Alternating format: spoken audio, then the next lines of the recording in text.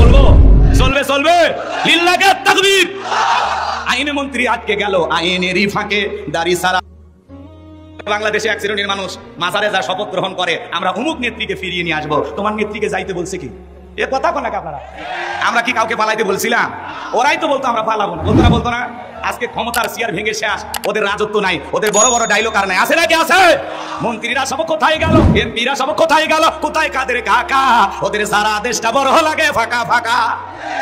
পালাবো না, পালাবো না, পালাবো না, যাই না তাদের দেখা, ওদের সারা দেশটা বড় লাগে ফাঁকা ফাঁকা। আইন মন্ত্রী আটকে গেল আইনেরই ফাঁকে, দাড়ি সারা দরবেশটারে ভণ্ড ভণ্ড লাগে। দাড়ি কেটে নৌকা চড়ে পালাচ্ছে, ওরা জীবন দেয় তাও নৌকা ছাড়ে না। কথা ঠিক কিনা? ফখরুল সাহেব, মির্জা ফখরুল ইসলাম, বিএনপির মহাসচিব, চেনেন না? সেদিন তিনি এক বক্তব্য দিতে গিয়ে বলতেছেন, মানে উনি রসিকতার ছলে বলতেছেন, আগে জানলে তোর ভাঙ্গা নৌকায় চড়তাম না। কথা কি বুঝতে পারতেছেন? না করতেছেন আপনারা? আমি কি একটু বলবো? চলবে চলবে, লিল্লাহে তাকবীর। আইন মন্ত্রী আটকে গেল আইনেরই ফাঁকে, দাড়ি সারা দরবেশটারে ভণ্ড ভণ্ড লাগে। শুনেছি ভাই কত নেতা নেত্রী খাইতেছে ভাই ডান্ডা, বিচারপতি কালামানিকের ফাটিয়েছে নাকি আন্ডা। এটা আমার খবর না, মিডিয়ার খবর। কথা বলে ঠিক কিনা? এই বিচারপতি মানিক আল্লামা সাইদি হুজুরের মৃত্যুদণ্ডের রায় দিয়েছিল। কথা বলে ঠিক কিনা? এই বিচারপতি শামসুদ্দিন মানিক গত 2 বছর আগে এই দেশের 116 জন আলেমের তালিকা করে দুদকে জমা দিয়েছিল। তার মধ্যে আমার মতো গাইবান্ধার ভাঙ্গা বক্তার রোল নাম্বার ছিল 23। আমার নাম্বার কত? আলেমদের তালিকা করতে আজকে সেই মানিক আছে। টকশোতে যায় এক মহিলাকে মা জাতিকে বেইজ্জত করে, অসম্মানজনক আচরণ করে বলেছিল তুমি রাজাকারের বাচ্চা। বৈষম্য বিরোধী ছাত্র আন্দোলনের সমস্ত ছাত্রদেরকে রাজাকারের বাচ্চা বলেছিল। এই বিচারপতি মানিক যে ছিল সেই সময়ের প্রধানমন্ত্রীর 5 আটা গোলাম। আলেমদের তালিকা করেছিল। আমরা তো তালিকা ছাড়াই দেখতেছি ওরা ভিতরে ঢুকতেছে। আমাদের এখনো তালিকা শুরুই হয়নি। কথা বলে ঠিক কিনা? পলকের ঝলক গেল, পলকের ঝলক গেল, থামিয়ে নেটের চাকা, ওদের সারা দেশটা বড় লাগে ফাঁকা ফাঁকা। কোথায় গেল সংসদেতে মমতাজের গান? কোথায় গেল হযরত বলা শামীম ওসমান? কি ডায়লগ দিতে? খেলা হবে, খেলা হবে। বিএনপি কে বলে লাইসেন্স বিহীন বিএনপি। এখন ওদের কি আর লাইসেন্স আছে ভাই? কথা কন না কা? এতই ঠাট্টা বিদ্রুপ করেছিল মানুষকে নিয়ে এরা। কথা কন না আপনারা? বেশি বাড়তে নাই। ওই যে কথা আছে, পিপিলিকার পাখা বোঝায় মরিবার তরে। এরা জনগণকে নিয়ে এত ইনসাল করেছিল, এত ঠাট্টা বিদ্রুপ করেছিল। এরা মনে করেছিল 100 বছর ক্ষমতার চেয়ারে টিকে থাকবে। কিন্তু আল্লাহর ধরা বড় কঠিন। ইন্না বাতশা রাব্বিকা লাশাদীদ। আল্লাহর পাকড়াও বড় কঠিন। আল্লাহ ধরে না, ধরলে আল্লাহ ছাড় দেয় না। কথা বলেন ঠিক কিনা? আমরা চেয়েছিলাম পদত্যাগ, আল্লাহ বলে তোদের চাওয়া খুবই কম, খালি পদত্যাগে হবে না। যে পরিমাণ জুলুম করেছে, অত্যাচার করেছে, শুধু পদত্যাগ না, আমি আল্লাহ দেশ ত্যাগ করতে বাধ্য করব।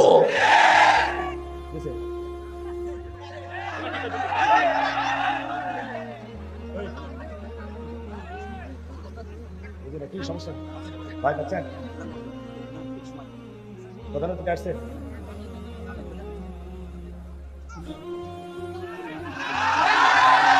না শোনেন, এখনো যদি আপনারা ভয় পান তাহলে তো সমস্যা। তাহলে আগেই ভালো ছিল। ওরা এসে বলতো আসমানের ওয়াজ করবেন আর কবরের নিচের ওয়াজ করবেন, জমিনের ওয়াজ করবেন। আমরা চাই মানুষের মুখে, এদিক খেয়াল করেন, মানুষের যে বাক স্বাধীনতা, এটা যেন আর কেউ হরণ না করতে পারে। মানুষকে কথা বলতে দিতে হবে। কথা বলে ঠিক কিনা? আমরা পরিষ্কার ভাবে বলবো, বাস্তবতার আলোকে। কাউকে গালি দিছি, ওরা আলেমদেরকে বিরুদ্ধে উল্টাপাল্টা কথা বলতো, তখন তো আপনারা সাবাই গান নাই। আজকে আমরা একটু সুযোগ পাইছি, ওদেরকে ধলাই করবো না। আপনি বললেও করবো, না করলেও, না বললেও বলবো। কথা বল ঠিক কিনা? আমার ভাইয়েরা, এই জন্য আমরা বলবো, জুলুম করেছিল যারা, পালিয়ে গেছে তারা। মনে রাখবেন, মাজলুমদের উপরে আল্লাহর সাহায্য আছে, কিন্তু কোন জালেমের উপরে আল্লাহর সাহায্য আসে না। কথা বলে ঠিক কিনা? এই জন্য আমরা চাই পরিষ্কার ভাবে একটা কথা মনে রাখবেন, আমরা কখনো কারো প্রতি জুলুম করবো না। ঠিক আছে তো ইনশাআল্লাহ? তারা জুলুম করে আমাদেরকে যে কষ্ট দিয়েছে, আমরা তাদেরকে সেই কষ্ট দিব না। আমরা তাদেরকে ভালো রেখে বুঝাবো যে দেখো, আমরাও ক্ষমতা পেয়েছি, কিন্তু তোমাদেরকে কিভাবে ভালো রাখা যায় আমরা সেই টেনশন করি। কথা বলে ঠিক কিনা? আমরা কাউকে মিথ্যা মামলা হামলা দেবো না, কারো প্রতি ব্যক্তিগত আক্রোশ আক্রমণ দেখাবো না। আল্লাহ সঠিক বুঝদান করেন। জোরে বলুন আমিন। এখন যদি আপনারা বলেন প্রধানমন্ত্রী দিয়া ওনাকে দিয়ে দেবেন, তাহলে দিয়ে দেন, সমস্যা নেই। না ভাই যেহেতু আসছে, উনি ব্যস্ত মানুষ, হ্যাঁ ওনার ব্যস্ততা থাকে, ওনাকে একটু দিয়ে দেই। হ্যাঁ হয়তো এই জন্যই মনে হয় বেশি সমস্যা হচ্ছে। দিয়ে দেন, সমস্যা নেই, আমাদেরই ভাই।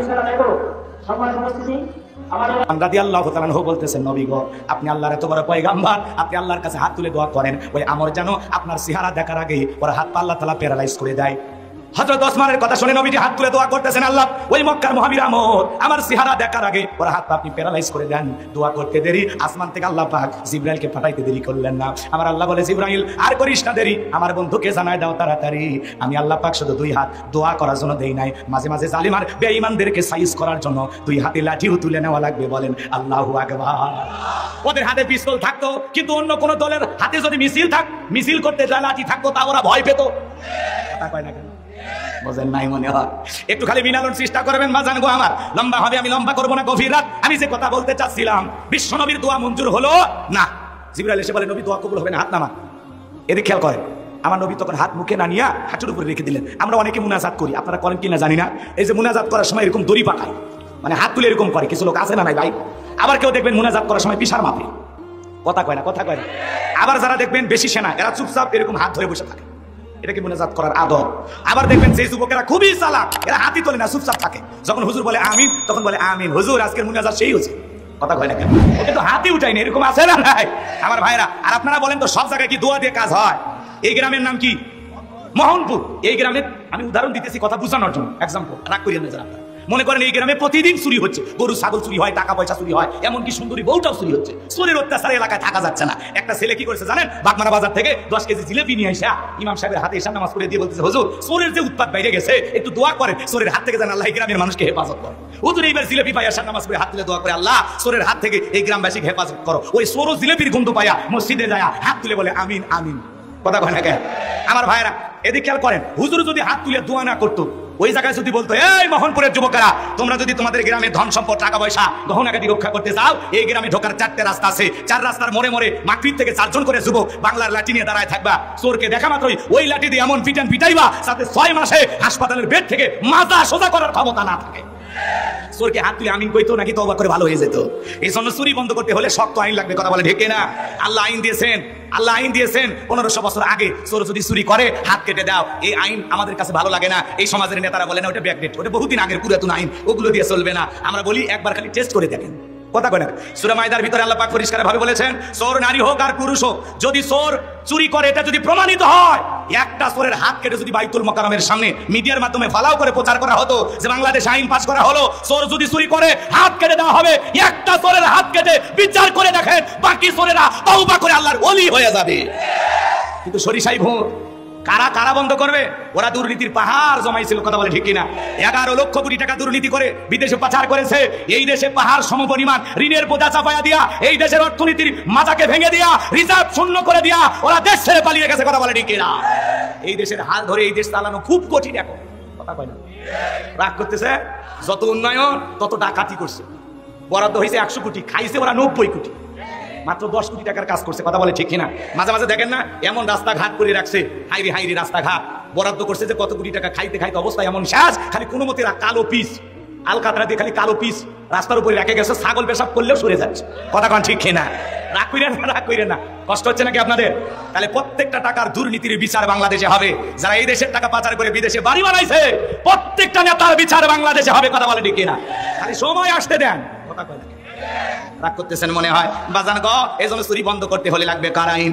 আরো জোরে বলেন কার আইন? আল্লাহর আইন এই জমিনে চালু হোক। কারা কারা চান দুই হাত তুলে দেখান। লিল্লাহে তাকবীর। আল্লাহ এই জমিনকে কোরআনের জন্য কবুল করুন, জোরে বলুন আমিন। আপনাদের সম্মানিত ভাইরা আমার নবী ডেকে বলে, আমার সাহাবীরা, আল্লাহ তাআলা দোয়া কবুল করে নাই, তোমরাই বলো কি করা যায়। সাহাবা ইকরামদেরকে ঘোষণা করে বলতেছেন, আমার সাহাবীরা দোয়া কবুল হয় নাই, আল্লাহ তাআলা দোয়া কবুল করে নাই। জিবরাইল ডেকে বলে, নবী আপনি সাহাবীদের মধ্যে বলে দেন এমন কেউ কে আছে যে আমরের সাথে মোকাবেলা করবে। আমার নবী তখন ডেকে বলেন, ও আমার সাহাবীরা, তোমাদের মধ্যে এমন কেউ কে আছো যে আমরের সাথে মোকাবেলা করবা? বিশ্ব নবীর কোন সাহাবী দাঁড়ায় না, হযরত আলী দাঁড়িয়ে গেলেন। বলুন আল্লাহু আকবার। আমার নবী ডেকে বলে, আলী রে, তুমি ছোট মানুষ না বুঝে কেন দাঁড়াইছো?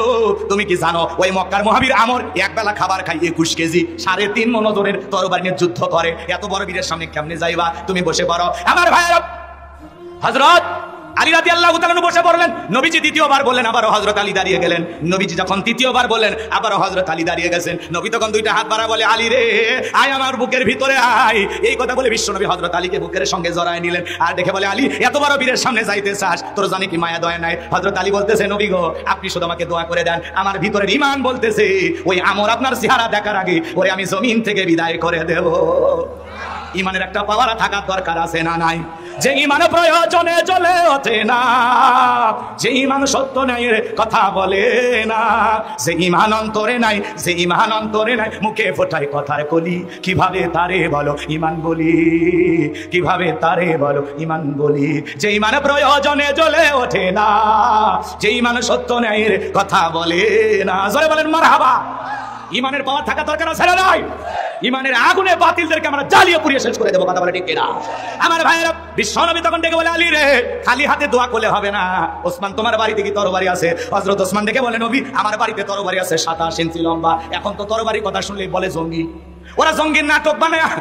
মনে রাখবেন, স্বৈরাচার জালেমেরা যখন ক্ষমতায় থাকে, এরা নতুন নতুন ইস্যু তৈরি করে পাবলিকের আকর্ষণ ওই দিকে রাখে, আর এদের তলে তলে ক্ষমতার বছর বাড়ে, জনগণ টেরও পায় না। এই জন্য বিভিন্ন ইস্যু দিয়া জনগণকে থামানোর চিন্তা করে। ছাগল কাণ্ড, পরিমণি কাণ্ড, জায়েদ কাণ্ড, রাসেল ভাইপা, বিভিন্ন কাণ্ড দিয়া বিভিন্ন ইস্যু তৈরি করে, একটার পর একটা ইস্যু তৈরি করে, জনগণকে ইস্যু নিয়ে ব্যস্ত রাখে, আর ওরা সিয়ারটা টিকানোর জন্য ব্যস্ত থাকে। বুঝেন না? রাগ করছেন নাকি আপনারা? করেন, কোনো সমস্যা নেই। আমার ভাইয়েরা গভীর মনোযোগ দিয়ে শুনবেন। বিশ্বনবী ডেকে বলে, ওসমান, তরবারিটা নিয়ে আসো। হযরত ওসমান তরবারি নিয়ে আসলেন। নবীজি হযরত আলীর হাতে তরবারি দিলেন। হযরত আলী তরবারি পায়ে মারছে দৌড়, দৌড়াইতে দৌড়াইতে দৌড়াইতে আমরের মুখোমুখি হয়ে গেছে। হযরত আলীকে দেখা মাত্র আমর ডেকে বলে, কি রে পিচ্চি আলী, তুই কেন আমার সামনে? হযরত আলী বলতেছে, পিচ্চি না কি, পরে বুঝাইতেছি, মারাবা কর। কথা আছে, ছোট মরিচের ঝাল বেশি, কথা বলে ঠিক কিনা? হযরত আলী একটা দোয়া পড়ে দাগ টানতেছেন, দাগ টানতেছেন। এই দোয়া পড়ে বাড়ির চতুর্দিকে ফু দিলে বড় বড় দুর্ঘটনার হাত থেকে আল্লাহ আপনার পরিবারের সবাইকে হেফাজত করবে। একটু জোরে বলেন আল্লাহু আকবার। হযরত আলী তরবারিটা দিয়ে কি টানতেছেন? দাগটা টানা, বোঝেন না আপনারা? এই যে দাগ টানতেছেন, তরবারিতে এরকম দাগ টানতেছেন, এরকম দাগটা টানার পরে তরবারিটা উঁচু করে ডেকে বলতেছে, এই কাফারের বেটা আমর, তোর যদি সাহস থাকে দাগটা পার হইয়া নবীজির কাল্লা নিতে যা। এ আয় আয়, খেলা হবে, আয়। আল্লাহু আকবার বলেন। হযরত আলী যখন ধমক দেশে, ওর ভিতরে 19-20 শুরু হয়ে গেছে। মানুষ ছোট, কিন্তু যে হুঙ্কার মারছে, বাপের বেটা হয়ে থাকলে দাগটা পার হয়ে দেখা। বাড়িতে ঢুকছে চোর, বাড়িওয়ালা ল্যাংরা, দুইটা পাই নাই, কিন্তু টের পাইছে চোর ঢুকছে। কিছু না হোক, বাড়ির লোকটা যদি খালি আওয়াজ দিতে পারে, কেন চোর কি থাকবি না, ভাগে দৌড় মারবি। কারণ একটা আওয়াজে অনেক কিছু ঘটে, কথা বলে ঠিক কিনা? এই জন্য আওয়াজ দেওয়া শেখা লাগবি, কথা কয় না? আমরা আওয়াজ দিতে পারি না দেখে তো জালেমেরা ঘাড়ে এসে জুলুম করে। আমরা কিছুই বলতে পারি না, আওয়াজ দিবেন, আওয়াজ দিবেন। আবু সাইদের মতো বুক পেতে দেওয়া শেখা লাগবে, কথা বলে ঠিক কিনা? আমাদের উত্তরবঙ্গের মানুষের রক্ত গরম, কথা কয় না, কথা কয়। শহীদ আবু সাইদ পুলিশের, এদিকে খেয়াল করেন, পুলিশের বন্দুকের নলের সামনে বুক পেতে ধরে বলতেছে, বুকের ভিতর তুমুল ধর, বুক পেতেছি, গুলি কর। আবু সাইদের বুকে তখন বলেছিল 4টা গুলি।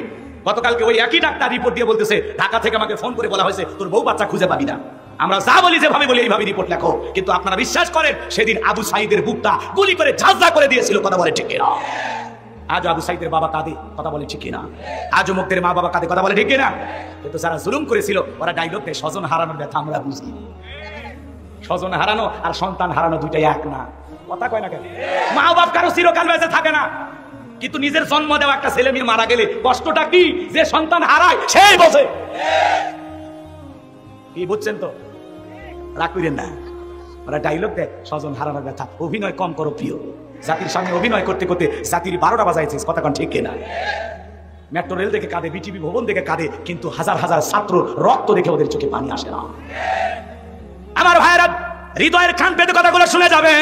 রাত্রি গভীর হয়ে গেছে, এজন্য সময় আমি নিতে পারতেছি না, এজন্য কষ্ট মনের মধ্যে নেবেন না বাজান। আমি যে কথা বলতে যাচ্ছিলাম, হযরত আলী ডেকে বলতেছে, ডাকটা পার হইয়া বিশ্বনবীর মাথা নেওয়ার জন্য রওনা করো। বাপের বেটা কত বড় টের পাইয়া দিব, আল্লাহু আকবার বলেন। হযরত আলী আর আমার বাজা বাজা ভাব, পুরো ঘটনাটা আপনারা শুনবেন। কারা কারা শুনবেন? 2 হাত তুলে আল্লাহকে দেখান। লিল্লাহি তাকবীর। আল্লাহ রাব্বুল আলামিন বলেন, তাবারাকাল্লাযী বিয়াদিহিল মুলকু ওয়া হুয়া আলা কুল্লি শাইইন কাদির। আল্লাহ রাব্বুল আলামিন বলেন, মহামান্বিত সেই সত্তা যার হাতে সর্বময় কর্তৃত্ব, রাজত্ব পাওয়ার ক্ষমতা। তাহলে সবকিছুর ক্ষমতার একমাত্র মালিককে? এই পৃথিবীর জমিনে আল্লাহ পাক 4 জন মানুষকে পুরো পৃথিবীর রাজত্ব পাওয়ার ক্ষমতা দিয়েছিলেন। এর মধ্যে 2 জন ঈমানদার, একজন হলো নবী সুলাইমান, যাকে আল্লাহ রাব্বুল আলামিন পুরো পৃথিবীর বাদশাহী দান করেছিলেন। আল্লাহ নবী সুলাইমান আলাইহিস সালামকে আল্লাহ রাব্বুল আলামিন যে বিশাল রাজত্ব দিয়েছিলেন, সেই রাজত্বের ঘটনা যদি আমি বলতে যাই 2-3 ঘন্টা আলোচনা করেও শেষ হবে না। নবী সুলাইমান আলাইহিস সালামের ঘটনা আজকে আমি আপনাদেরকে শোনাবো না। আমার একটা টার্গেট আছে, সেই জায়গায় আমাকে যেতে হবে। আপনারা কি কষ্ট পাচ্ছেন? তাহলে এক নাম্বার নবী সুলাইমান আলাইহিস সালামকে আল্লাহ পাক পুরো পৃথিবীর রাজত্ব পাওয়ার ক্ষমতা দিয়েছিলেন। যে পয়গম্বর মানব দানব জিন ইনসান সকলেই তার কথা মানতে বাধ্য, এমনকি পিপিলিকার ভাষা পর্যন্ত বুঝতো, আকাশে পাখি উড়ে যাইতো তাদের ভাষা পর্যন্ত বুঝতো। বলেন সুবহানাল্লাহ। তাহলে এক নাম্বার নবী সুলাইমান, দুই নাম্বার হলো বাদশা জুলকারনাইনকে আল্লাহ পাক পুরো পৃথিবীর রাজত্ব পাওয়ার ক্ষমতা দিয়েছিলেন। এই পৃথিবীর জমিনে এক নয় দুই নয় বাদশা জুলকারনাইনকে আল্লাহ পাক 1600 বছর হায়াত দিয়েছিলেন। জোরে বলেন মারহাবা। সূর্যোদয় হয় সূর্য অস্তগামী পর্যন্ত, পূর্ব থেকে পশ্চিম পর্যন্ত পুরোটা পৃথিবীর রাজত্ব পাওয়ার ক্ষমতা আল্লাহ পাক বাদশা জুলকারনাইনকে দিয়েছিলেন। এমন একটা ঘোড়া আল্লাহ পাক তাকে দান করেছিলেন। পৃথিবী ভ্রমণের জন্য যখন ওই ঘোড়ায় চড়ে চাবুক দিয়ে ঘাত করতেন, এক এক কদমে ওই ঘোড়াটা হাজার হাজার মাইল রাস্তা পাড়ি দিত। বলেন আল্লাহু আকবার। এত বছর ক্ষমতায় থাকার পরেও বিন্দু পরিমাণে মানুষের প্রতি জুলুম করে নাই, সারাটা জীবন মানবতার কল্যাণে কাজ করে গেছেন বাদশা জুলকারনাইন। বলেন আল্লাহু আকবার। তাহলে দুইজন ইমানদার, একজন নবী সুলাইমান আর একজন বাদশা জুলকারনাইন, যাদেরকে আল্লাহ পাক পুরো পৃথিবীর রাজত্ব দান করেছিলেন। ছোট বাংলাদেশের মতো একটা দেশ নয়, ছোট ভারতের মতো একটা দেশ নয়, পুরো পৃথিবীর ক্ষমতা আল্লাহ তাআলা দিয়েছিলেন। বলেন আল্লাহু আকবার। তারপরে তারা কি ছিল? ঠান্ডা শাসক ছিল, বিনয়ী ছিল, ন্যায় বিচারক ছিল, ন্যায় পরওয়ান বাদশা ছিল। কথা বলে ঠিক কিনা? এত পুরো পৃথিবীর ক্ষমতা পাওয়ার পরে তাদের মেজাজ কি ছিল? ঠান্ডা ছিল। কথা বলে ঠিক কিনা? তারা উগ্র আচরণ করে নাই, অভদ্র আচরণ করে নাই। কথা বলে ঠিক কিনা? আর আমরা ছোটখাটো একটা এলাকার নেতা হলে যে ভাবটা নিই, তা করতেছেন আপনারা।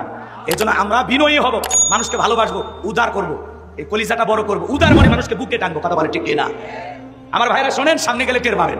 দুইজন কাফিরকে আল্লাহ পাক পুরো পৃথিবীর রাজত্ব পাওয়ার ক্ষমতা দিয়েছিলেন। এর মধ্যে একজন কাফিরের নাম হলো বাদশা বক্তেনাসর। জোরে বলেন কি নাম? আরেকটু জোরে বলেন কি নাম? জালেম বাদশা বক্তেনাসর। এই বাদশা বক্তেনাসরের জামানায় আল্লাহ পাক একজন পয়গম্বরকে পাঠিয়েছিলেন। সেই নবীর নাম ছিল দানিয়েল আলাইহিস সালাম। জোরে বলেন কি নাম? আল্লাহ নবী দানিয়েল আলাইহিস সালাম সেই কওমের মানুষদেরকে, বনি ইসরাইলদের মানুষদেরকে সুন্দর করে দাওয়াত দিয়ে বলতেন, ইয়া বানি ইসরাঈল আযকুরু নি'মাতিয়াল্লাতী আন'আমতু আলাইকুম ওয়া আন্নী ফাদ্দালতুকুম আলাল আলামিন।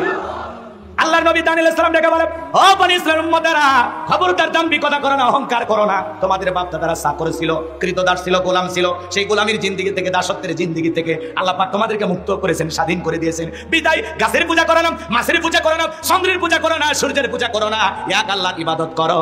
বনি ইসরাইলের উম্মতেরা ডেকে বলে, ও পয়গম্বর, পুরান দিনের গল্প শোনায় লাভ নাই, বাপ দাদা কি করেছিল সেইটা আমরা জানতে চাই না। এখন আমরা বড় শান্তিতে আছি, টাকা পয়সা, ঘর বাড়ি, কোনো কিছুর অভাব নাই। আল্লাহ নবী দানিয়েল আলাইহিস সালাম তাদেরকে সুন্দর করে দাওয়াত দিলেন, কিন্তু নবী দানিয়েলের দাওয়াত তারা কোনো মতেই গ্রহণ করলেন না। তারা যখন দাম্ভিকতা করতে লাগলেন, আল্লাহ নবী দানিয়েল আলাইহিস সালাম দিনে দাওয়াত দেয়, রাতে দাওয়াত দেয়, সকালে দাওয়াত দেয়, বিকেলে দাওয়াত দেয়, কোনো মতেই যখন বনি ইসরাইল উম্মতেরা দাওয়াত গ্রহণ করলেন না। কারণ বনি ইসরাইলের জাতিরা ছিল চালাক, এরা ছিল ঠেকা।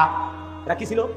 এরা সহজে কোনো কিছু বিশ্বাস করতো না। নবী যদি বলতো আযাব আসবে, বলে আগে আযাব নিয়ে আসেন, আগে আযাব দেখি তারপরে ঈমান আনবো। এরকম চালাক ছিল এরা।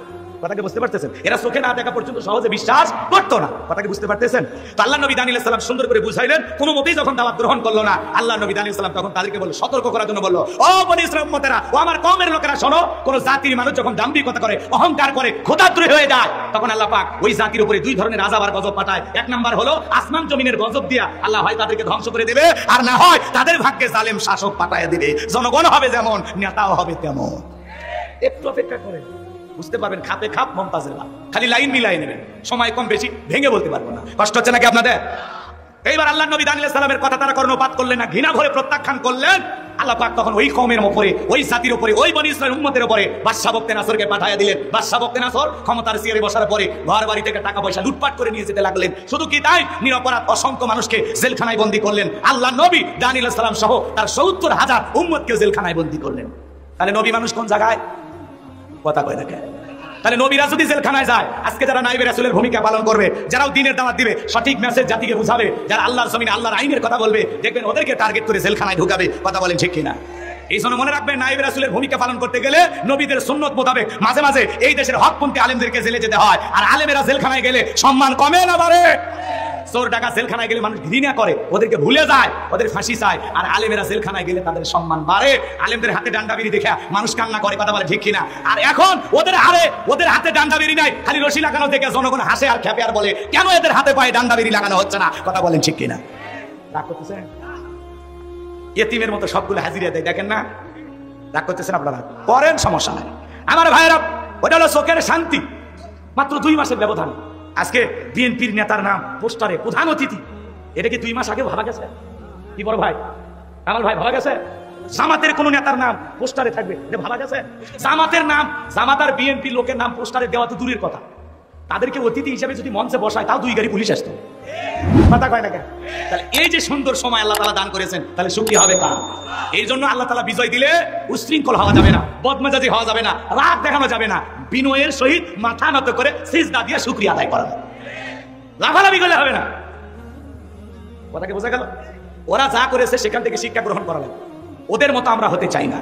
নতুন যারা নেতৃত্ব দিবে বাংলাদেশে তাদেরকে বলবো অন্তত এদের ইতিহাস থেকে আপনারা শিক্ষা গ্রহণ করবেন। কথা বলেন ঠিক কিনা? আমার ভাইরা সামনের দিকে যায়, অনেকে ভাবতেছে হুজুর রাজনীতি করতেছে, এগুলো বাস্তবতা, এগুলো কি আপনাদেরকে সচেতন করার জন্য বলতেছি, আর কিচ্ছু না। আর ঘুমাইলে হবে না, কথা বলেন ঠিক কিনা? কষ্ট হচ্ছে আপনাদের? তাহলে আল্লাহর নবী কোন জায়গায়? তাহলে আলেমেরা জেলখানায় গেলে কি আপনারা রাগ করবেন? তাহলে নবীরাও জেলখানায় যায়, আবার যারা আল উলামা ওয়ারাসাতুল আম্বিয়া, উলামা ইকরাম হলেন সকল নবীদের ওয়ারিস। এজন্য মাঝে মাঝে দেখবেন যারা কোরআনের মুফাসসির হবে, দ্বীনের দায়ী হবে, এদেরকে জেলখানায় যাওয়া লাগবে। কথা বলে ঠিক কিনা? আল্লামা সাইদি হুজুরকে ওরা 13 বছর বন্দী রেখেছিল। কথা বলে ঠিক কিনা? এরপরে কি মানুষের ভালোবাসা কমছে? হ্যাঁ, মৃত্যুর পরে লক্ষ লক্ষ মানুষকে জানাজায় বাধা দিয়েছিল, তারপরে থামাইতে পারে নাই। আল্লাহু আকবার বলেন। নিজের মা বাবা মারা গেলে এতটা কাঁদে না, আল্লামা সাইদি হুজুরকে হারিয়ে মানুষ যতটা কান্না করেছিল। আমিরে জামাত এক জায়গায় বক্তব্য দিতে গিয়ে তিনি বলেছেন যে আল্লামা সাইদি হুজুরের 2টা স্বপ্ন ছিল। জেলখানায় যখন মাঝে মাঝে দেখা হতো আমাকে জড়িয়ে কান্না করতেন আর বলতেন, আমি আল্লাহর কাছে 2টা জিনিস চাই। আমার 1 নম্বর আশা, যদি আল্লাহ তাআলা আমাকে জেলখানা থেকে মুক্ত করে আর একটা বার কোরআনের ময়দানে গিয়ে আমাকে জনগণের সামনে একটা আয়াতের তাফসীর করার সুযোগ আল্লাহ করে দিতেন। এই দেশের মানুষকে তিনি কত ভালোবাসতেন, এই তাফসীর ময়দানকে তিনি কতটা ভালোবাসতেন। আল্লাহু আকবার বলে, আমি যদি জেলখানা থেকে বের হয়ে একবার কোরআনের মঞ্চে যায়, তাফসীর মাহফিলে যায়, একটা আয়াতের তাফসীর যদি আমি দেশবাসীকে শোনাইতে পারতাম। সুবহানাল্লাহ। তার 2 নম্বর আশা ছিল যে আমাকে আল্লাহ যদি জেলখানা থেকে বের করে, আমি যেন আল্লাহর ঘরে সোনার মক্কা মদিনায় গিয়ে আমি যেন আল্লাহর পবিত্র বাইতুল্লাহ জিয়ারত করে ওখানে মাথা নত করে আল্লাহকে সিজদা দিতে পারি। এই জন্য ভাইরা আমার, মুমিনের সব আশা তো দুনিয়াতে পূরণ হয় না, আল্লাহ কিছু রিজার্ভে রেখে দেন। কথা বলে ঠিক কিনা? আমরা বিশ্বাস করি এর চাইতে উত্তম প্রতিদান আল্লামা সাইদি হুজুরকে আল্লাহ দান করবেন। আল্লাহ কবুল করেন, জোরে বলুন আমিন। আল্লাহ পাক তাকে জান্নাতের উচ্চ মাকাম দান করুন, জোরে বলুন আমিন। আমার ভাইয়েরা, আল্লাহ নবী দানের সালাম থেকে বলে, আমার উম্মতেরা, কই গেল তোমাদের টাকার অহংকার, কই গেল সুন্দরী বইয়ের অহংকার? এই যে দেখো জালেম বাদশা ঘাড়ে চেপেছে, ঠিকই তো জেলখানায় বন্দী করলো, এখনো বলো তোমরা কি করবা? এইবার উম্মতরা কেঁদে বলে, নবী আপনার কথা যে দিবালোকের মতো সত্য হবে এটা আমরা বুঝতে পারি নাই। ও আল্লাহর নবী দানিয়াল, এখন থেকে আমরা এক আল্লাহর ইবাদত করব, আমরা তওবা করে ফিরে আসতে চাই, আর গাছের পূজা করব না, চন্দ্রের পূজা করব না, এখন থেকে এক আল্লাহর ইবাদত করব। আল্লাহ নবী দানিয়াল দেখে বলে, শোনো, সত্যি যদি তোমরা তওবা করে আল্লাহর গোলামি করতে চাও, আল্লাহর পথে ফিরে আসতে চাও, মনে রাখবেন মায়ের কাছে সন্তান কান্না করলে যেমন মা সেই সন্তানকে ক্ষমা না করে থাকতে পারে না, আমার ভাইয়েরা নবীদের কাছে উম্মতেরা যখন কাকুতি মিনতি করে, নবীদের অন্তরে উম্মতের জন্য মায়ের মতোই দয়া মায়া থাকে। বলেন মারহাবা। ঠিক বলে, আমার উম্মতেরা কান্না করতে হবে না, তোমরা যদি সত্যি আল্লাহর ইবাদত করতে চাও, তওবা করে ফিরে আসতে চাও, আজকে রাত 12টার পরে আমি যখন আল্লাহ বলে ডাক দেব, আমার সঙ্গে ঘুম থেকে জাগ্রত হইয়া তোমরা আল্লাহ বলে ডাক দিবা। মনে রাখবা একমাত্র আল্লাহই পারে জালিমের জেলখানা থেকে মুক্ত করার ব্যবস্থা করে দিতে। রাত 12টার পরে আল্লাহ নবী দানিয়াল সাল্লাম সমস্ত উম্মতদেরকে নিয়ে আল্লাহ বলে ডাক দিয়েছেন। একটু সবাই জোরে ডাক দেন আল্লাহ, সবাই ভালোবেসে ডাক দেন আল্লাহ। আমার ভাইয়েরা, আল্লাহ নবী আলাইহিস সালাম যখন আল্লাহ বলে ডাক দিয়া সিজদায় লুটিয়ে পড়লেন, চোখের পানি ছেড়ে দিয়ে কাঁদে আর ডেকে বলে, আল্লাহ আমার উম্মতেরা ভুল বুঝতে পেরেছে, তারা তওবা করে ফিরে এসেছে, এখন থেকে তারা একমাত্র আপনার গোলামি করবে। আল্লাহ নবী আলাইহিস সালাম যখন কেঁদে কেঁদে দোয়া করে, আল্লাহ পাক বলে, ও পয়গম্বর আর কান্না করতে হবে না, তো আমি আল্লাহ পাক কবুল করে নিয়েছি, আর অসির এই জালেম বাদশা বক্তে নাসরের জেলখানা থেকে মুক্ত করার ব্যবস্থা করে দিচ্ছি। বলেন মারহাবা।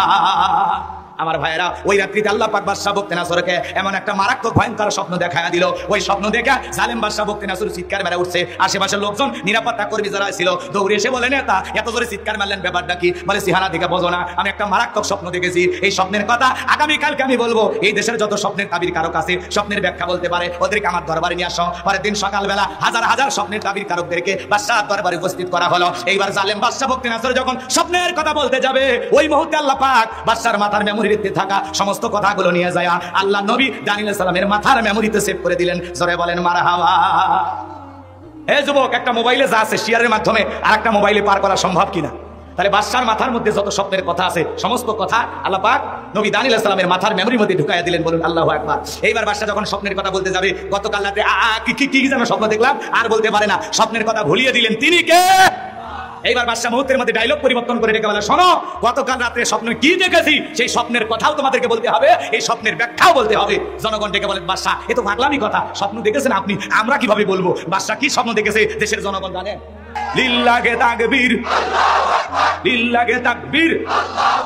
আল কোরআনের আলো, আল হাদিসের আলো, দুনিয়ার মুসলিম, সারা বিশ্বের মুসলিম। আমার নেতা তোমার নেতা, আমার নেতা তোমার নেতা। লিল্লাহে তাকবীর। আল কোরআনের আলো, আল হাদিসের আলো, দুর্নীতির আলো।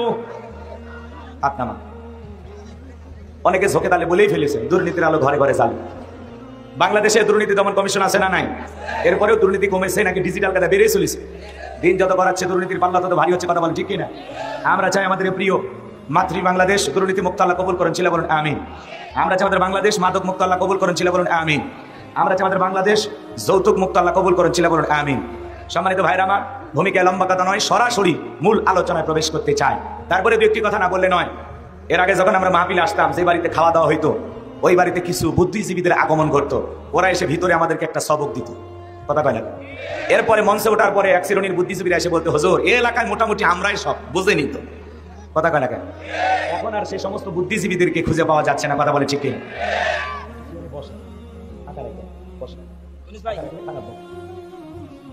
জি, এখন আর সেই সমস্ত বুদ্ধিজীবীদের খুঁজে পাওয়া যাচ্ছে না, কথা বলে না কেন?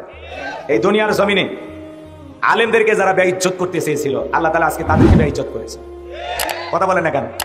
কষ্ট হচ্ছে নাকি আপনাদের? আচ্ছা বলেন তো, ভালো মানুষেরা পালায়, তারা পালায়, যারা চুরি করে, দুর্নীতি করে, যারা খুন করে, কথা বলে ঠিক কিনা? ভালো মানুষেরা পালায় না। এজন্য আমরা পরিষ্কারভাবে বুঝতে পেরেছি, অন্যায় করেছিল যারা, জুলুম করেছিল যারা, দেশ থেকে আজকে পালিয়েছে তারা। ভালো মানুষেরা, যাদের সৎ সাহস আছে, যাদের মনের শক্তি আছে, যেন আমি 2 টাকা দুর্নীতি করিনি, এই সমস্ত মানুষেরা প্রয়োজনে জনতার হাতে মার খাবে, তাও দেশ ছাড়বে, কথা বলে না কেন? আমাদের রংপুরের আমাদের ইরশাদ চাচাকে বলা হয় স্বৈরাচার শাসক। আমাদের চাচা ক্ষমতার থেকে পদত্যাগ করে জেল খেটেছিল, তারপরে দেশ ছেড়ে যায়নি, কথা বলেন না কেন আপনার? কিন্তু ওনারা দেশ ছেড়ে চলে গেছে, কথা বলে ঠিক কিনা?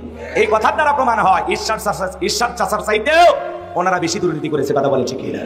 সম্মানিত ভাইরা আমার, আমি পরিষ্কারভাবে কিছু কথা বলবো বর্তমান প্রেক্ষাপটকে সামনে রেখে। অনেকের খারাপ লাগতেও পারে, তাতে আমাদের কিছুই যায় আসে না। আগে আমরা বলতাম কিছু আছে প্যান্ডেলে, কিছু আছে অ্যাঙ্গেলে, এখন আর অ্যাঙ্গেলে না, এখন যা হবে ডাইরেক্ট, কথা বলে ঠিক কিনা?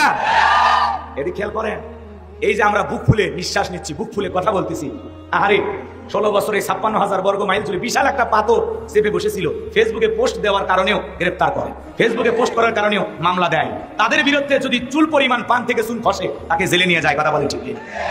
এই দেশের অন্ধ মানুষকে পর্যন্ত ওরা গাড়ি পুরানোর মামলা দিয়েছিল, কথা বলে ঠিক কিনা? শয়তান পর্যন্ত এই কথা বিশ্বাস করেনি যে একটা অন্ধ মানুষ গাড়িতে আগুন লাগাইতে পারে। রাগ করছেন আপনারা? করেন, সমস্যা কি? কষ্ট হচ্ছে নাকি আপনাদের? এই জন্য মিথ্যারও একটা লিমিট আছে। যারা সীমা লঙ্ঘনকারী, এদের পরিণতি ভালো হয় না, কথা বলে ঠিক কিনা? তো আমি আজকে আপনাদের সামনে পবিত্র কোরআনুল কারীমের 66 নম্বর সূরা, সূরাটির নাম মুলক। বলেন কি নাম? মুলক। মোট আয়াত আছে 30টি, রুকু আছে 2টি। বিশ্বনবীর মক্কার জিন্দেগিতে এই সূরাটি নাজিল হয়েছে। চিৎকার মেরে বলুন আল্লাহু আকবার। তাহলে সূরার নাম কি বললাম? মুলক। মুলক মানে কি? সার্বভৌমত্ব, কর্তৃত্ব, পাওয়ার, রাজত্ব, ক্ষমতা কার হাতে? জোরে বলেন। আমি 2টি আয়াত কারিমা তিলাওয়াত করেছি। 1 নম্বর আয়াতের আলোচনা একটু গরম, আর 2 নম্বর আয়াতের আলোচনা নরম।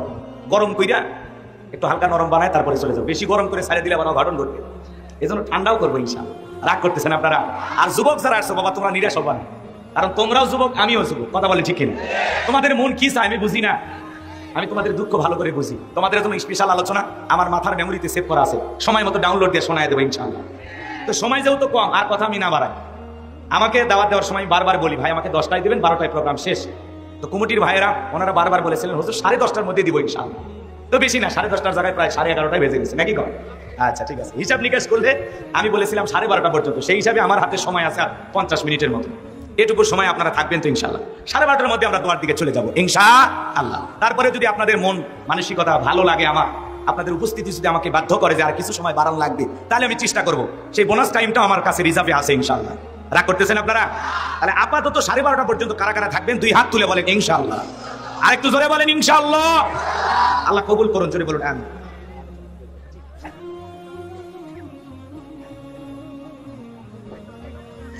সূরার নাম কি বলেছি বলেন?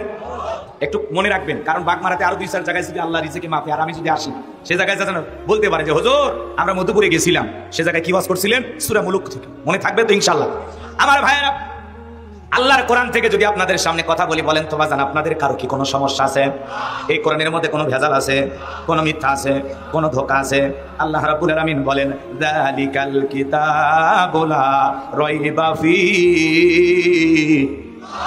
আমার আল্লাহ রাব্বুল আলামিন বলেন এটি এমন একটি কিতাব, সেই কিতাবের মধ্যে কোনো সন্দেহ নাই, কোনো সংশয় নাই, কোনো মিথ্যা নাই, কোনো ধোঁকা নাই। There is no doubt. বলুন আল্লাহু আকবার।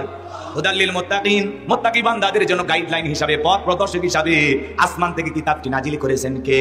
এই কিতাব আসছে আপনাকে আমাকে পথ দেখানোর জন্য। কথা বলেন ঠিক কিনা? আল্লাহ রাব্বুল আলামিন বলেন মিনাজ যুলুমাতি ইলান নূর, অন্ধকার থেকে আপনাকে আলোর পথ দেখানোর জন্য আল্লাহ পাক এই কিতাব নাজিল করেছেন। কথা বলেন ঠিক কিনা?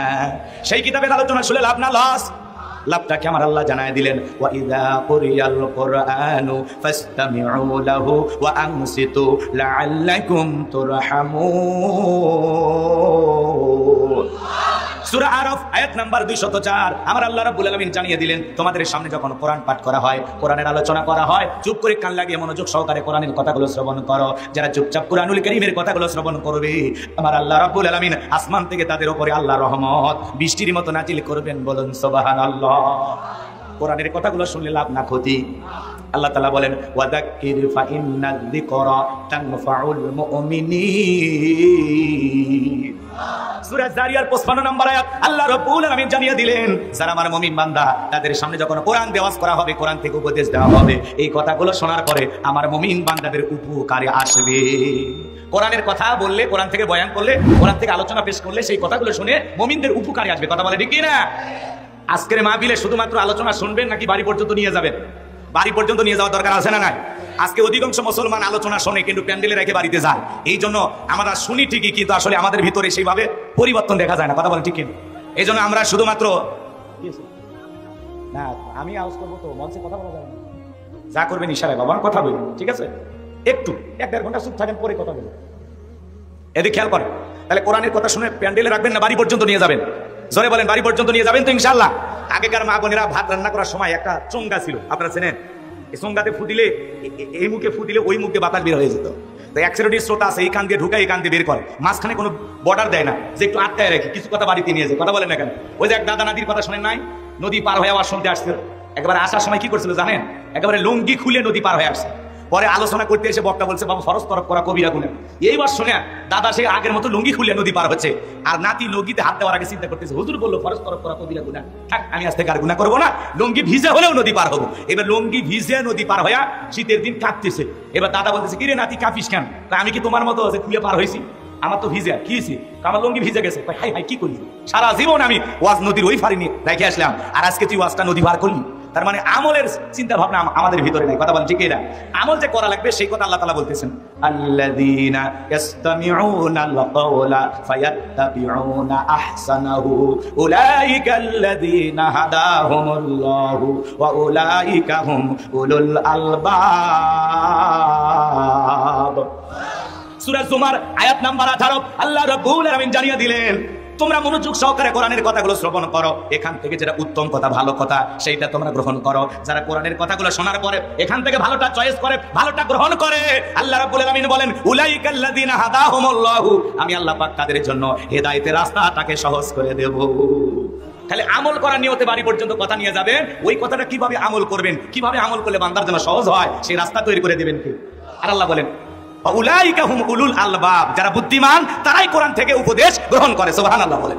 আমি আশা করি রাজশাহীর মানুষ বুদ্ধিমান, আজকের শুধু শোনার মধ্যেই সীমাবদ্ধতা থাকবে না, আমরা বাড়ি পর্যন্ত নিয়ে যাব ইনশাআল্লাহ। ওয়াদা দিয়েছেন 12:30 পর্যন্ত, দয়া করে একজনের মাথা যেন আমি মুস্তুতি না দেখি।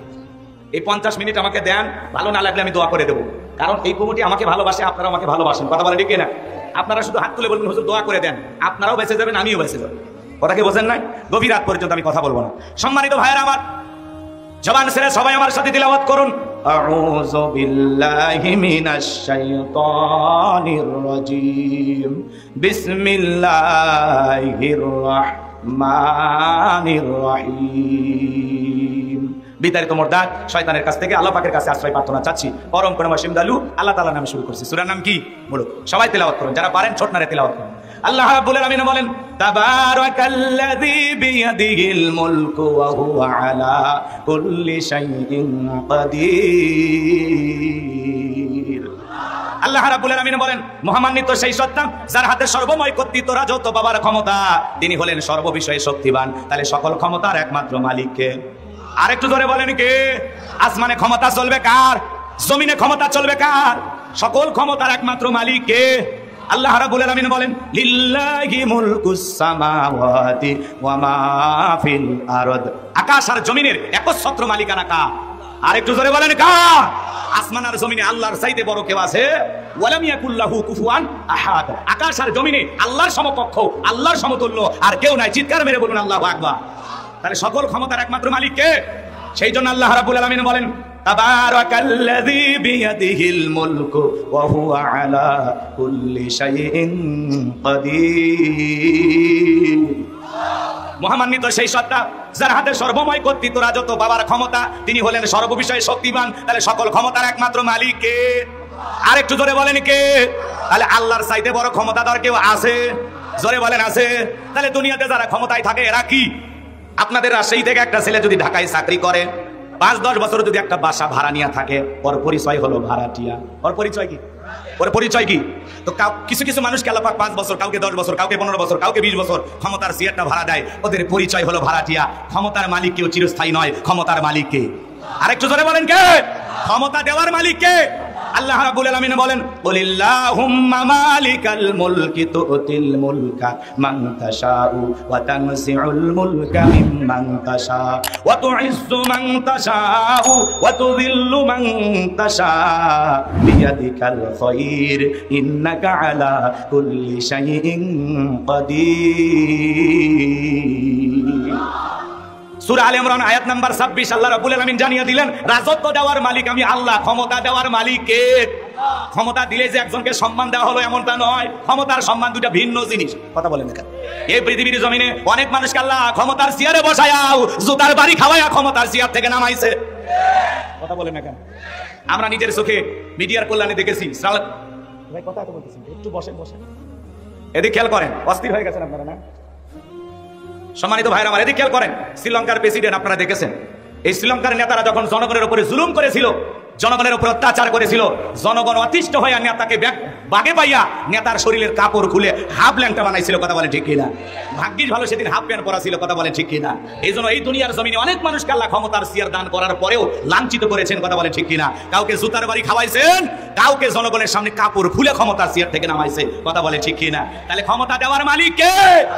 যারা ক্ষমতা পাওয়ার পরে আদল ইনসাফ প্রতিষ্ঠিত করে, ন্যায় বিচার কায়েম করে, মানুষের জন্য কাজ করে, ইসলাম আলাদের পক্ষে কাজ করে, এই জমিনে আল্লাহ দ্বীনকে বাস্তবায়ন করার জন্য যারা কাজ করে, আল্লাহ পাক অনেক মানুষকে ক্ষমতার চেয়ার দান করার পরে যারা দুনিয়াতে ন্যায় বিচার কায়েম করে, আদল প্রতিষ্ঠিত করে, ক্ষমতার চেয়ারে থাকার পরেও ওই মানুষগুলোর নাম ইতিহাসের সোনালী পাতায় লেখা থাকে। কথা বলে ঠিক কিনা? আর যারা ক্ষমতা পাওয়ার পরে জুলুম করে, অত্যাচার করে, মানুষের রক্ত নিয়ে খেলা করে, জনগণের সাথে তামাশা করে, জনগণের হক সঠিকভাবে আদায় করে না, ক্ষমতা পাওয়ার পরে যারা জুলুম করবে, অত্যাচার করবে, মানুষ তাদেরকে স্মরণ করবে, ইতিহাসের কালো পাতায় তাদেরও নাম লেখা থাকবে। কথা বলে ঠিক কিনা? এই জন্য ক্ষমতা দেওয়ার মালিক কে? আবার কেড়ে নেওয়ার মালিক কে? আল্লাহ বলতেছেন, ক্ষমতা দেওয়ার মালিক আমি আল্লাহ, কেড়ে নেওয়ার মালিকও আমি আল্লাহ। ওয়া তুইজ্জু মান তাশাউ ওয়া তুযিল্লু মান তাশা, সম্মান দেওয়ার মালিক আমি আল্লাহ, লাঞ্ছিত করার মালিকও আমি আল্লাহ। বিয়াদিকাল খায়র, সকল কল্যাণের চাবিকাঠি আমি আল্লাহর হাতে। আল্লাহু আকবার বলেন। আরেকটু জোরে বলেন আল্লাহু আকবার। ইন্নাকা আলা কুল্লি শাইইন কাদির। এদিকে খেয়াল করেন, সব বিষয়ের উপরে শক্তিবান তিনি কে? তাহলে সবকিছুর উপরে ক্ষমতা চলবে কার? আরেকটু জোরে বলেন কার? আমার ভাইয়েরা হৃদয়ের কান পেতে কথাগুলো শুনবেন। এই পৃথিবীর জমিনে আল্লাহ রাব্বুল আলামিন এক নয় দুই নয় বহু মানুষকে ক্ষমতার চেয়ার দান করেছিলেন। বিশেষ করে 4 জন মানুষকে আল্লাহ পাক পুরো পৃথিবীর রাজত্ব পাওয়ার ক্ষমতা দিয়েছিলেন। জোরে বলেন কয়জন? আরে ভাই, পুরো পৃথিবীর ক্ষমতা তো দূরের কথা, ছোটখাটো এলাকার পাতি নেতার সাথে পারা যায় না। ভাই আমার জিনিস, আমি মুখ নেতার আপন খালাতো বোন, তার ছোট মেয়ে বিয়ে করেছি, কি হাইব্রিড পরিচয়। নেতার গরম আছে না নাই? আপনাদের এলাকায় অবশ্য নাই। আছে আছে। শোনেন, রাগ কইরেন না। একটা গোত্রীয় লিডার, ছোটখাটো একটা গোত্রীয় দলপতি, বিশ্বনবীর জামানায় দেখেন ওই সময় মানুষের কেমন গরম ছিল। বিশ্বনবী হিজরত করে মদিনায় চলে গেছেন, মক্কার একজন কাফের, এর নাম ছিল মুহাবির আমর। এ ছিল একটা গোত্রীয় লিডার, ছোটখাটো গোত্রীয় দলপতি। যেমন আমাদের সমাজে চেয়ারম্যান মেম্বার থাকে না, সে কি পুরো বাংলাদেশে ছোট্টখাটো একটা ওয়ার্ডের বা একটা ইউনিয়নের নেতা। কথা বলে ঠিক কিনা? এ ছিল একটা গোত্রীয় লিডার, দলপতি, এর নাম ছিল মুহাবির আমর। এ তখন কি করলো জানেন? প্রতিমার সামনে দাঁড়ায়া, লাখ রূপিয়া দেবদেবী সরস্বতী, রাধাকৃষ্ণ, ভগবতী, এই প্রতিমাগুলোর সামনে দাঁড়ায়া শপথ গ্রহণ করে বলতেছেন, যতক্ষণ আব্দুল্লাহর বেটা মুহাম্মদ সাল্লাল্লাহু আলাইহি সাল্লামের দেহ থেকে কাল্লা না ফেলাইতে পারবো, ততক্ষণ পর্যন্ত আমি এক ফোঁটা পানিও পান করব না। এখনকার যুবকেরা আপডেট হয়ে গেছে। এক যুবক দেখি ডাব কিনে প্রেমিকে দিয়ে বলতেছে তুমি খাও, প্রেমিকে পাইপ লাগায় ডাব খাইতেছে, আর এই ছেলে আবার মেয়ের মুখে পাইপ লাগায় খাইতেছে।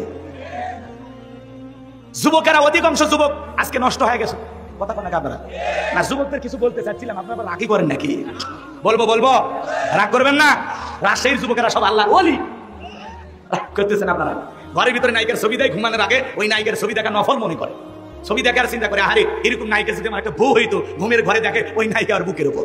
কথা কন ঠিক কিনা? স্বপ্ন তো স্বপ্ন, স্বামী স্ত্রী আপনারা এক খাটে ঘুমান, আপনার বউ স্বপ্নে কি দেখে আপনি জানেন? আপনার বউ আপনার বাদ দিয়া আর একটা ছেলের হাত ধইয়া রাজশাহীর জিয়া পার্কে ঘুরতেছে, যদি আপনি টের পাইতেন কি করতেন?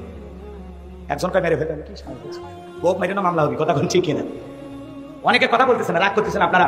আবার দেখবেন মাঝে মাঝে আপনি স্বপ্নে আপনার বউকে বাদ আর একটা মেয়েকে নিয়ে রাজশাহী চিড়িয়াখানায় ঘুরতেছেন। আপনার বউ যদি টের পাইতো কি করতো?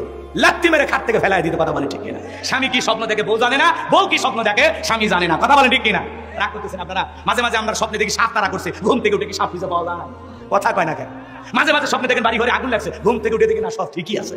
মাঝে মাঝে স্বপ্নে দেখেন আপনি মারা গেছেন, বউ বাচ্চা কান্না শুরু করছে, ঘুম থেকে উঠে দেখেন না বেঁচে আছি। কথা কয় না কেন? স্বপ্ন তো স্বপ্ন, যুবকেরা কিন্তু স্বপ্ন দেখে। কথা কয় না? যুবকেরা দেখবেন পুরো ঘরের ভিতরে নায়িকাদের ছবি দিয়া পুরো ঘরটা ভরায় রাখছে। এলাকার যুবকেরা সেরকম করে না, এরা ভালো। রাজশাহীর যুবকেরা সব আল্লাহর ওলি, করতেছেন আপনারা। ঘরের ভিতরে নায়িকার ছবি দেয়, ঘুমানোর আগে ওই নায়িকার ছবি দেখা নফল মনে করে, ছবি দেখে আর চিন্তা করে আরে এরকম নায়িকা যদি আমার একটা বউ হইতো, ঘুমের ঘরে দেখে ওই নায়িকা আর বুকের উপর। কথা কন ঠিক কিনা? স্বপ্ন তো স্বপ্ন। এখনকার যুবকেরা আপডেট হয়ে গেছে। এক যুবক দেখি ডাব কিনে প্রেমিকে দিয়ে বলতেছে তুমি খাও, প্রেমিকে পাইপ লাগায় ডাব খাইতেছে, আর এই ছেলে আবার মেয়ের মুখে পাইপ লাগায় খাইতেছে। যুবকেরা অধিকাংশ যুবক আজকে নষ্ট হয়ে গেছে। কথা কোন আপনারা না, যুবকদের কিছু বলতে চাচ্ছিলাম, আপনারা রাগই করেন নাকি? বলবো রাগ করবেন না। আজকে এই যে হাতে হাতে মোবাইল দিচ্ছেন, এই মোবাইলের কারণে যুব সমাজ নষ্ট হয়ে গেছে। কথা ঠিক কিনা? এই মোবাইলের ওজন কম, কিন্তু মোবাইলের মাধ্যমে পাপের ওজনটা অনেক বেশি। কথা ঠিক কিনা? আগে সিটি লিখতো, এখন কি আর সিটি আছে? এখন কি SMS। পারুক আর না পারুক, এখন মুখ দিয়ে বললে হয় আই লাভ ইউ, প্রেমিকার কাছে চলে গেছে আই লাভ ইউ। কথা কয় না কেন? দেশে মোবাইল আইছে, সিটি বন্ধ হইয়াছে, দিওয়ানা বানাইছে, ভোলা মাইয়ার মনের কথা ভাসে বাতাসে। বলবো দেশে মোবাইল আইছে, সিটি বন্ধ হইয়াছে, দিওয়ানা বানাইছে, পালাইয়া গেছে। আজকে দেখলাম একটা নিউজ, প্রবাসী এক ভাই বইয়ের নামে 88 লক্ষ টাকা বইয়ের অ্যাকাউন্টে পাঠাইছে। বউ দুটা বেটা সাওয়াল গো, দুটা ছেলে বাচ্চা রাখে, স্বামী আসবে এটাই টের পায়ে ভাইগে গেছে। কথা কন না কেন? আজকে সেই লোক কাঁদে বইয়ের নামে মামলা করছে। কি জামানা! কথা কন, স্বামীর সংসার রাইখা নাকি পলাইয়া গেছে দেশে। বলবো না, বলবো দেশে মোবাইল আইছে, সিটি বন্ধ হইয়াছে, দিওয়ানা বানাইছে, ভোলা মাইয়ার মনের কথা ভাসে বাতাসে। দেশে টিকটক আসিয়া সব গেল ভাসিয়া, দেশে টিকটক আসিয়া সব গেল ভাসিয়া, সিদ্দিক সোরা নায়ক হইছে আইডি খুলিয়া। এই মোবাইলে হাই কি জাদু আছে ভাই, এই মোবাইলে হাই কি জাদু আছে ভাই, পোলা পান বুঝাছে, পড়ালেখা তুইলা রাখছে সপ্তম আকাশে, পড়ালেখা তুইলা রাখছে সপ্তম আকাশে। দেশে মোবাইল আইছে, সিটি বন্ধ হইয়াছে, দিওয়ানা বানাইছে, পোলা মাইয়ার মনের কথা হাসে বাতাসে। এই যুবক ভালো হওয়ার দরকার আছে না নাই? খবরদার মোবাইলের মাধ্যমে কোনো অবৈধ